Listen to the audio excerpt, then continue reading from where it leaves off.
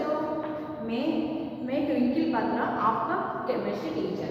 Today we start a new chapter that one is the chemical reaction and equation. ये तुम्हारा first chapter है chemistry का। देखो first of all we have to read that what you mean by the chemical reaction. तुम लोग जानते हो एक सब्सटेंस से चेंज मींस दैट एक चीज से दूसरी चीज बनना। तो ये दो चीज, ऐसे जो चीज तुम बनाते हो तो तभी दो प्रकार का रिएक्शन होता है, एक फिजिकल चेंज होता है और एक केमिकल चेंज होता है। तभी हम किसको केमिकल चेंज बोलते हैं? जो चेंज में पुराने चीज से अलग होता है या न्यू सब्सटेंस फॉर्मेशन होता है, तभी हम उसको बोलते हैं केमिकल चेंज। अगर कोई केमिकल चेंज को सिंबल एंड फॉर्मूला में अगर हम रिप्रेजेंटेशन करेंगे तभी हम उसको बोलेंगे chemical equation. Now we start, let's see that first of all what do you mean by the definition of the chemical reaction? The breaking and making of bonds between the different atoms to produce a new substance is called chemical reaction. Means that एक atom हो या molecule हो वो break होगा, break होके अगर नया substance बनेगा, that one is the totally different from the initial one, then we can say that one is the chemical change or chemical reaction. ये जो केमिकल चेंज होता है, ये देखो यहाँ पर एक एग्जाम्पल दिया है कि मेल्टिंग ऑफ आइस। अगर आइस अगर मेल्ट हुआ तभी क्या हो गया? पानी हो गया। पानी को फिर से तुम क्या कर सकते हो? अगर ऐसे फ्रीज करोगे तो तभी वो क्या हो जाएगा? आइस भी बन जाएगा। Means that the process can be reverse. In this case you can say that one is the physical change. And in case of the roasting of iron, when the iron comes contact with the air, means that iron is converted into the ferric oxide, and the ferric oxide cannot be revert to back its original position. Means that ferric oxide को तुम जितने भी कोशिश करोगे वो क्या होगा कि आयरन स्टेज को नहीं आ सकता है, तभी तुम उसको क्या बोलोगे? ये एक केमिकल चेंज का एग्जाम्पल है। और यहाँ पर तुम देख रहे हो कि फॉर्मेशन ऑफ कॉर्ड, तुम लोग को पता है दूध में अगर लैक्टिक एसिड बढ़ेगा तभी क्या होगा कि कर्ड बनेगा। वो कर्ड को तुम जितना भी कोशिश करोगे वो क्या होगा कि पूरा स्टेज को नहीं आ सकता है, तभी तुम ये बोलोगे कि केमिकल चेंज। तभी हमको क्या पता चला कि जो चेंज में वो अगर पुराने स्टेज को आ सकता है तभी हम उसको फिजिकल चेंज बोलेंगे। अगर पुराने स्टेज को नहीं आ सकते, can not be revert back to its original position, then हम उसको क्या बोलेंगे? Chemical change. अभी देखो ये है तुम्हारा physical change and chemical change का difference. First point is that change is temporary. Temporary means that for short period of time it can be converted to its original position. In case of the melting of ice within the few seconds or within the few minutes we can convert it to back its position. That's why it is the change is the temporary. But in case of the chemical change, that one is the change is the permanent. Means that कितने भी आप कोशिश करो, कितना time भी use करो, that cannot be revert back to its position. Means that one is the permanent. यहाँ पर no new substance is found, क्योंकि अगर वो पुराने स्टेज को आ सकता है तो ये क्या नया चीज नहीं बना, लेकिन यहाँ पर क्या हो रहा है कि new substances form. Means that ये पूरा चेंज हो गया और नया सब्सटेंस बन गया। और क्या होता है, मैं जो बोली कि ये क्या होता है कि सिंपल फिजिकल मेथड से ये क्या हो सकता है कि चेंज कर सकते हो, लेकिन ये क्या होता है रिवर्ट बैक नहीं हो सकता है। और यहाँ पर और एक इम्पोर्टेंट चीज है कि एनर्जी आइदर रिलीज नहीं होता है और क्या होता है ऑब्जर्व नहीं होता है। लेकिन यहाँ पर दो आइदर रिलीज हो सकता है और ऑब्जर्व हो सकता है। That one is the most important in case of the chemical change. And ये जो चेंज हुआ वो चेंज को हमने क्या बोलेंगे? Chemical reaction. यही था तुम्हारा बेसिक कि फिजिकल चेंज और केमिकल चेंज का डिफरेंस। ये याद रखना है कि जो revert back to its original, जो पुराने स्टेज को आ सकता है उसको बोलेंगे फिजिकल चेंज, जो पुराने स्टेज को नहीं आ सकता है उसको बोलेंगे केमिकल चेंज। अभी हम देखेंगे केमिकल इक्वेशन। ये जो केमिकल चेंज को हम जो रिप्रेजेंटेशन करेंगे तो कैसे रिप्रेजेंटेशन करेंगे?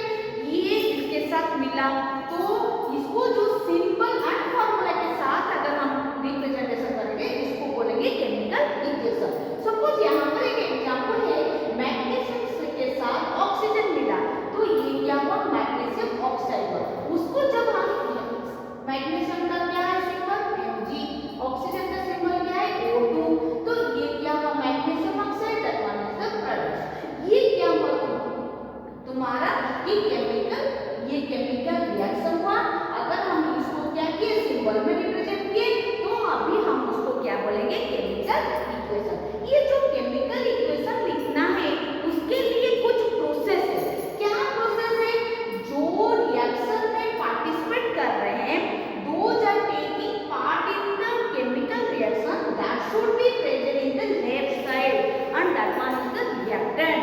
Means that here the Mg and oxygen क्या पार्टिसिपेट कर रहे हैं, तो ये क्या हुआ कि ये क्या हो गया रिएक्टेंट। जो मिलेगा आफ्टर द रिएक्शन, जो प्रोडक्ट मिलेगा that one is the product.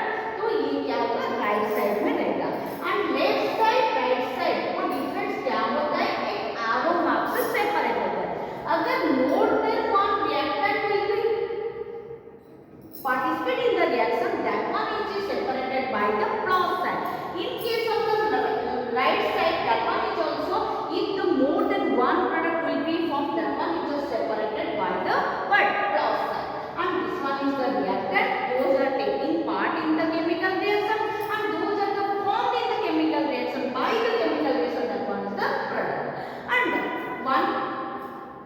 And one thing you have to remember that the number of particles or the number of atoms or ions that should be same as with the what right side, means that ये क्या होता है कि जो element का जितना number of atoms मिलेगा उतना नंबर ऑफ एटम्स या मॉलिक्यूल्स उतना नंबर ऑफ प्रोडक्ट्स भी मिलेगा। क्यों, क्योंकि इसको हम बोलते हैं कि बैलेंस इक्वेशन। हम उसको क्या बोलेंगे बैलेंस इक्वेशन। ये बैलेंस इक्वेशन क्यों कर रहे हैं, क्योंकि आज पर the law of conservation of mass, क्या है law of conservation of mass.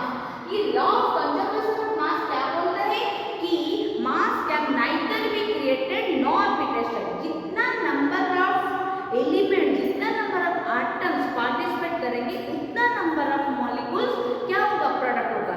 ये ही था तुम्हारा law of conservation of mass. ये तुम्हारा बोर्ड में बार बार आता है तो तुम लोग को याद रखना है। क्यों तुम सेपरेट कर रहे हो, क्यों तुम बैलेंस कर रहे हो, क्योंकि ये क्या होता है कि आज पर the law of conservation mass can neither be created nor be destroyed. तो तुम हाउ कैन यू डू, देखोगे that one is the done by the heat and trial method. तो क्या करना है, तुम नंबर पुट करोगे, जितना जो होगा उसको क्या करोगे कैलकुलेट करोगे। देखो यहाँ पर Mg लेफ्ट साइड में 1 था और लेफ्ट साइड में ऑक्सीजन 2 था, लेकिन यहाँ पर क्या हुआ Mg 1 हुआ ऑक्सीजन 1 हुआ। तभी तुम लोग क्या करोगे उसको तुमको बराबर करना है। ऑक्सीजन में क्या हुआ यहाँ पर डिफरेंस आया, ऑक्सीजन को बराबर करोगे तो ऑक्सीजन को अगर बराबर करोगे तो कैसे करोगे, यहाँ पर इंटू 2 करोगे। अगर इंटू 2 कर लिए तभी क्या हो गया Mg का यहाँ पर क्या हो गया 2 हो गया। फिर इसको क्या करना है तुम लोग को बैलेंस करना है, तो तुम क्या करोगे लेफ्ट साइड में फिर से Mg को फिर से क्या करोगे मल्टीप्लाइड बाय 2 करना है। तभी तुम लोग को क्या हो गया यहाँ पर 2Mg plus O2 is equal to 2MgO। Means that यहाँ पर क्या हुआ जितना Mg पार्टिसिपेट किए थे वहां पर उतना Mg, जितना ऑक्सीजन पार्टिसिपेट किए थे वहां पर उतना। तो यही तुम्हारा था कि क्या था कि balancing of a chemical reaction. ये क्यों, that one is the that based upon the, ये हमेशा याद रखो that one is the based upon the law of conservation mass. Mass can neither be created nor be destroyed. ये बार बार तुम लोग का एग्जाम में आ रहा है। तुम अगर पिछले साल का क्वेश्चन देखोगे तो तुम लोग को ये बहुत ही इंपॉर्टेंट है। तो ऐसे और एक क्वेश्चन यहाँ पर है फेरस के साथ वाटर। अगर फेरस के साथ वाटर मिला तभी क्या हुआ फेरिक ऑक्साइड, जो मैं बोली थी roasting of iron and cos hydrogen gas क्या होता है इवॉल्व होता है। तो यहाँ पर भी देखो यहाँ पर फेरस का कितना है 1 एंड वाटर हाइड्रोजन का 2 है एंड ऑक्सीजन का 1। यहाँ पर फेरस का 3, हाइड्रोजन का 2 एंड ऑक्सीजन का 4। तो तुम लोग कैसे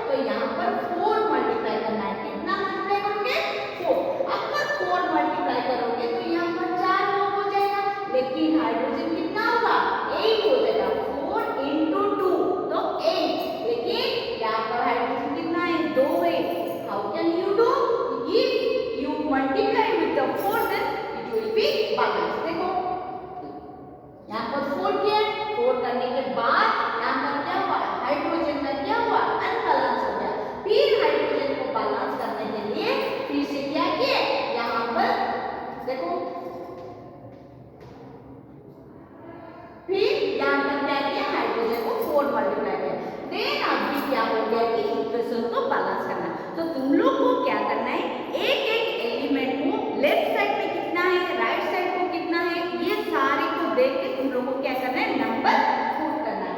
और क्या होता है कि और एक होता है कि इक्वेशन लिखने से पहले हम लोग को कुछ क्या करना है कि मानना है, क्या मानना है कि जहां पर सॉलिड है वहां पर क्या लिखोगे, एस लिखोगे। क्या लिखोगे, एस लिखोगे। जहां पर लिक्विड है यहाँ पर एल लिखोगे। ये क्या होता है, तुम अगर इसको साथ रिप्रेजेंट करोगे तभी क्या होगा कि इक्वेशन के बारे में हमको पूरा क्लियर इंफॉर्मेशन मिलेगा। इन केस ऑफ द गैस तुम लोगों को क्या करना है, आरो मार्क देना है, ऊपर में एक आरो मार्क देना है। अगर वाटर सॉल्युबल देन एक्वस, तुम लोगों को पता है जो वाटर सॉल्युबल होता है वो क्या होता है, एक्वस होता है। तो एक्वस को नहीं लिखोगे AQ, क्या लिखोगे, short form AQ। Then precipitate or gas, in case of the gas upper arrow mark, in case of the precipitate lower arrow mark. क्या है, lower arrow mark. And another one is that you know that if the temperature is needed for the endothermic reaction, you know that one, or if the temperature required or pressure required or catalyst required, that one is the, that should be mentioned in the above word aroma। देखो यहाँ पर suppose यहाँ कहीं तुम लोग को लिखना है, अगर टेम्परेचर है, प्रेशर है या कैटलिस्ट कुछ यूज कर रहे हो तभी तुम लोग को क्या करना है कि आरोमा के ऊपर लिखना है। और क्या होता है कि इन केस ऑफ द हीट तुम लोग को क्या करना है, डेल्टा, क्या करना है, ये डेल्टा सिंबल है। तो यहाँ पर एक एग्जांपल देखो, Fe यहाँ पर सॉलिड तो इसीलिए S लिखे, वाटर यहाँ पर लिक्विड तो L लिखे, और फेरिक ऑक्साइड तुम लोग को जानते हो ये सॉलिड फॉर्म में होता है इसलिए वो S, और यहाँ पर हाइड्रोजन गैस होता है, क्या होता है, वो इवॉल्व हो जाता है, एनवायरनमेंट में चले जाता है, इसीलिए वो गैस का सिंबल होता है। यहाँ पर देखो कि कार्बन मोनोऑक्साइड के साथ हाइड्रोजन मिला तो कार्बन मोनोऑक्साइड क्या है, एक गैस है, इसीलिए यहाँ पर G, and H2 you know that one is also gas, इसीलिए G। और यहाँ पर क्या हुआ, प्रेशर यूज किए, कितना, 340 atm, 340 atm, तुम लोग जानते हो प्रेशर का यूनिट क्या है, atm। तो तुम लोग को यहाँ पर मींस दैट आरो मार्क के ऊपर ही तुम लोग को मेंशन करना है। एंड यहाँ पर देखो CH3OH मिथाइल अल्कोहल की क्या हुआ कि लिक्विड फॉर्म में होता है, इसीलिए L। जैसे यहाँ पर तुम जैसे कि कार्बन डाइऑक्साइड के साथ ये जो तुम लोग है फोटोसिंथेसिस का रिएक्शन, कार्बन डाइऑक्साइड के साथ water, carbon dioxide water, then the presence of the sunlight और chlorophyll, then they form glucose. Glucose क्या होता है, एक्वस, वाटर सॉल्युबल होता है, तो AQ। ऐसे ही तुम लोग को इंफॉर्मेटिव मतलब एक रिएक्शन को ऐसे लिखोगे 100% इंफॉर्मेशन देगा, पूरा क्लियर क्या होगा, आइडिया होगा, that one is the either is present in the solid, liquid, and which one is required, either heat is required or temperature is required or pressure is required or what catalyst is required.